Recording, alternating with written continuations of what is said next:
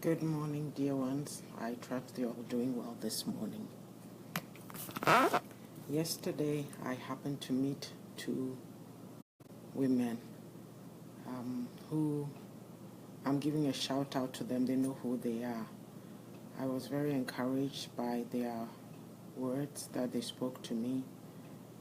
And it's not anything they said, but they just said, you make these videos, we've been listening to them, but we are not hearing from you these days. So I started laughing and I told them I'm on holidays, but I'm kind of thinking of something, a series to do for the new year coming up.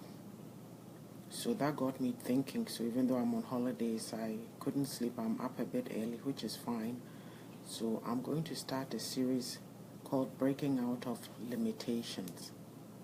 We're going into a new year and we make all kinds of resolutions that we tend not to keep. But I think we need to start small and set small goals for ourselves. So I'm just starting with talking about, cultivating a spirit of boldness. So when you say boldness means a willingness to take risks and act innovatively. Confidence or courage. When you translate it into the things of God, it's about pursuing righteousness, pursuing truth, living a holy life, living with integrity, and what have you. We all know the classic stories of Daniel, how he suffered. He was in a fire with his 3 other friends, and then also the situation in the lion's den. But Daniel 11:32 says, the people who know their God, they shall be strong and they shall do exploits. What that means is that if you're a believer and you are standing on the Word of God, you are reading the Word of God, trying to know the Word of God, that is what will fuel you to take action in times of persecution, in times of stressful times. So the people who know their God, they shall be strong and do exploit. That takes boldness. So if you see something is going on that is not right, it is you who has to take that stand. If believers will not take a stand about anything, then who is going to do that? Proverbs 28:1 also says that the righteous shall be as bold as a lion, but the wicked run when no one is pursuing them. We all know who the lion is. He's the king of the forest. Okay? So that comes with strength. So the thing is, you need to cultivate that boldness. Whatever stories that you've heard growing up, or whatever situation you are in right now, it could be friends, it could be family, it could be your spouse, or what have you. You need to learn to speak or stand boldly. Don't be coward. Do not be afraid. Stand up firm and trust the Lord. Because of what these friends said to me, I'm also used to just, coming on and just speaking from the heart. I might have a verse I would use it to speak, but I speak mainly from my heart. But it's caused me also to take time to prepare a little. So I'm just going to be reading some of the things that I'm speaking to you today. So the thing about it is, if you're a leader, for example, who are the kinds of people that you want to be surrounded with? Who would you like to be around you?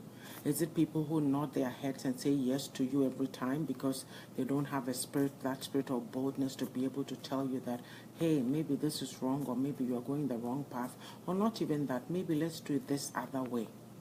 Okay? And the thing too is, if you're going to fall into a pit and you have people who are used to telling you the truth, who tell you the truth at any cost, even though you don't like them, and then the head nodders, the yes men, who would you rather alert you about this pit?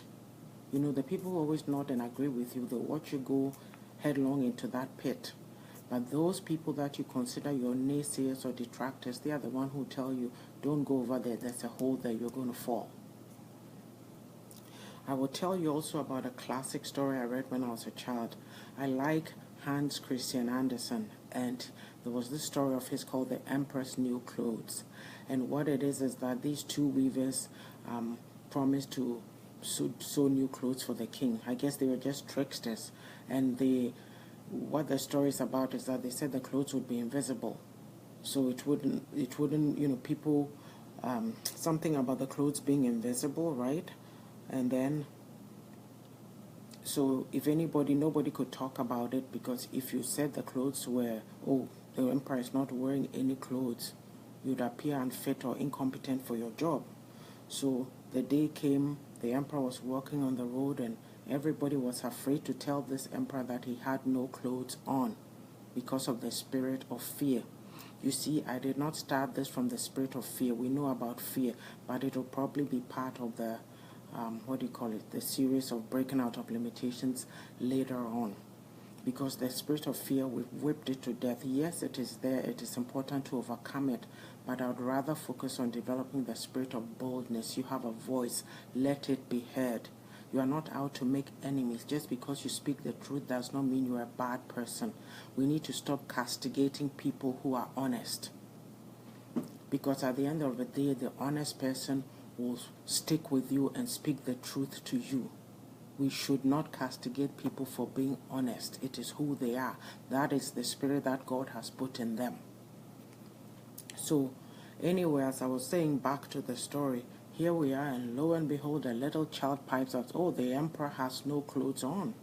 It took a little child. Imagine the embarrassment, the disgrace, this emperor walking around without any clothes on. So that's the story. If people are bold enough to speak up, maybe this emperor would not ended up on the road with no clothes on. You see, people might try to sideline you, silence you because you are the voice of truth. But you do not speak out of spite. It is the spirit that God has put in you. To do anything less is unconscionable.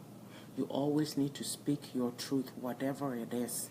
Do not let anybody make you waver from the truth. The truth is the truth. We can't make it any other way. It is the truth. Be bold enough to speak the truth. You know something? I am declaring to you that in 2018 you are going to break out on all sides. You will not be contained, and your influence will spread, and you'll be a blessing to everybody that you meet. Like Daniel, who refused, even when he was told not to pray, that is when he went and opened his windows and knelt down to pray. Okay? So he stood for the truth. Be bold to stand for the truth. I'm talking about breaking out of limitations. If you do not develop a spirit of boldness, you're not going to accomplish any goal that you set out to do this year. You need boldness. Things that you've not considered to do before, you have to do them. I've not painted before. But when I was a child, I read a lot. I still read a lot, and I used to like reading Victorian novels, the English novels, and I would see young ladies coloring, the ladies of high society, and I'll be like, okay, what are they painting? But last 2 weeks ago, we went for a Christmas function, and we had a meal, and after the meal, we painted. I actually painted on a canvas, and I enjoyed it. So it's something new that I'm going to take up. You don't need to be an artist to take up painting. I'm telling you this story to challenge yourself to be bold and venture into unknown territories. The other thing about boldness, I'll tell you a funny story.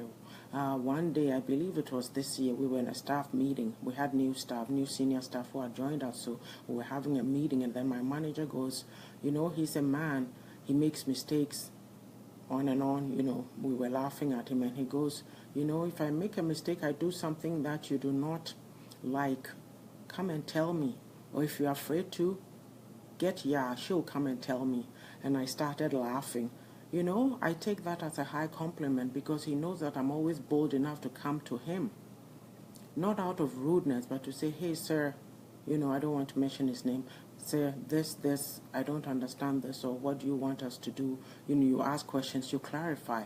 And this is the secular world. So if I can go boldly in the secular world and speak boldly about situations that I do not understand, then what about the spiritual side?